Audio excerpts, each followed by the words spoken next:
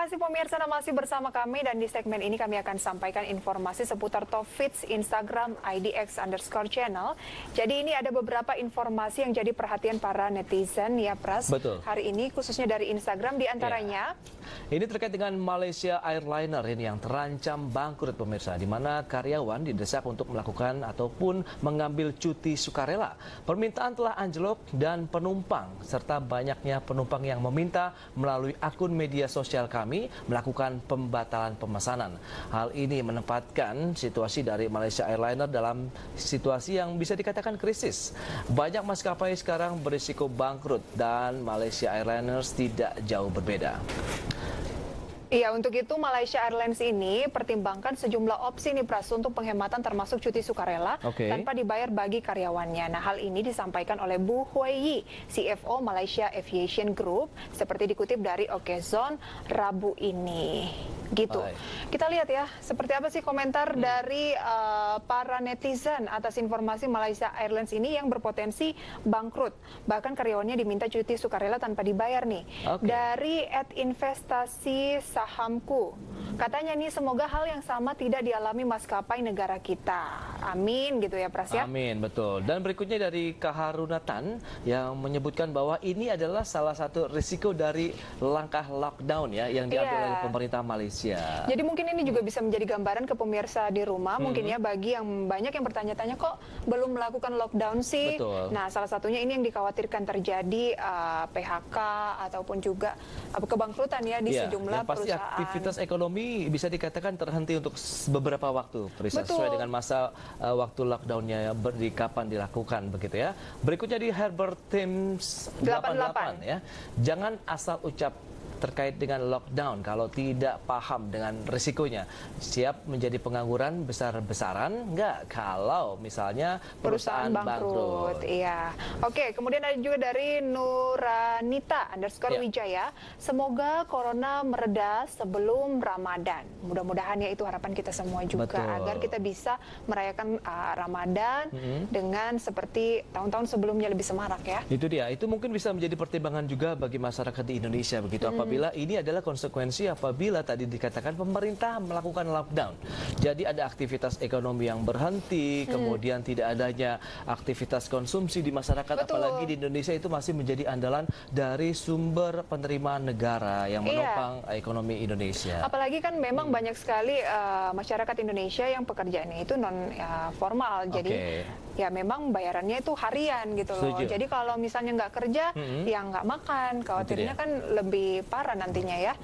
Kita ke informasi selanjutnya, masih dari top feed Instagram. Pemirsa, apa sih yang menjadi perhatian netizen lainnya? Ada dari Amerika nih. Trump ataupun Presiden Amerika Serikat berencana akan bagikan uang ini setara dengan 15 juta rupiah kepada beberapa warganya untuk tekan efek corona.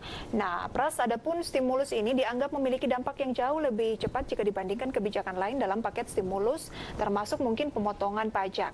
Dan skema pembayarannya ini sedang digodok pemerintah Amerika Serikat agar tentunya tidak mengganggu kebijakan work from home yang tengah diberlakukan saat ini di Amerika. Baik, itu dia. Memang tidak jauh berbeda, tapi salah satu langkah yang diambil akhirnya memberikan dana langsung. Kalau mungkin ini di Indonesia BLT, seperti juga ini ada komentar ya dari netizen yang sudah memberikan tanggapan pada saat Taufik ini dinaikkan di Instagram IDX channel ya. Kita lihat. Trio Alfian katanya, oh ini semacam dengan bantuan langsung tunai ya, sambil tertawa. Iya, bisa dikatakan demikian ya Pras? Yes, tidak jauh berbeda, tapi ini dalam bentuk cash, dana 15 juta rupiah itu ya, setara dari dolar yang dibagikan di sana.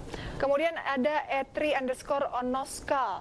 Katanya harusnya pemerintah melakukan subsidi khusus untuk sektor informal seperti petani dan buruh. Ini tampaknya dimaksudkan untuk pemerintah Indonesia mungkin ya.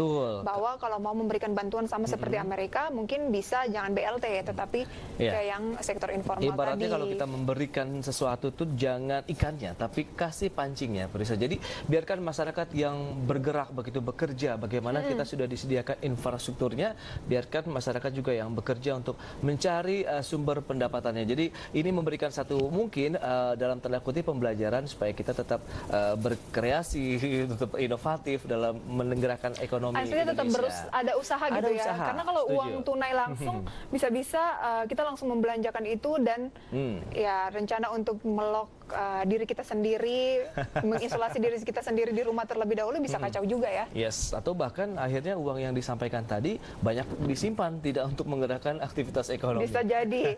Kemudian kita ke informasi selanjutnya pemirsa yang tidak kalah pentingnya dari dalam negeri ini pagi ini dan masih berlangsung, rupiah kembali tertekan menembus level 15.200-an per dolar Amerika, Pras. Ya, pelemahan ini diakibatkan karena kurs dari Amerika Serikat yang menguat usai Bank Sentral Amerika The Federal Reserve memutuskan memangkas suku bunga mendekati 0%. Langsung kita ke komentarnya ya. Ada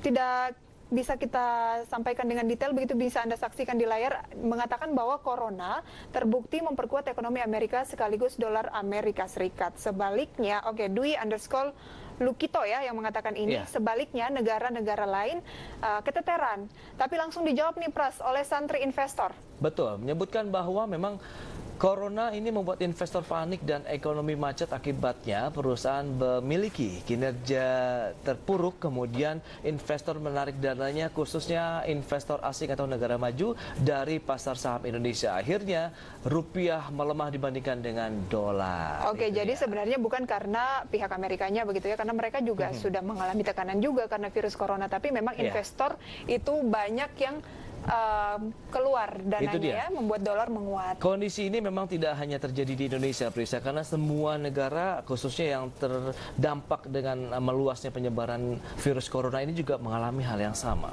Oke, semoga pergerakan nilai tukar rupiah kita tidak melemah semakin jauh ya. Baik, kita akan jeda kembali sebentar pemirsa, tetaplah bersama kami di IDX Channel.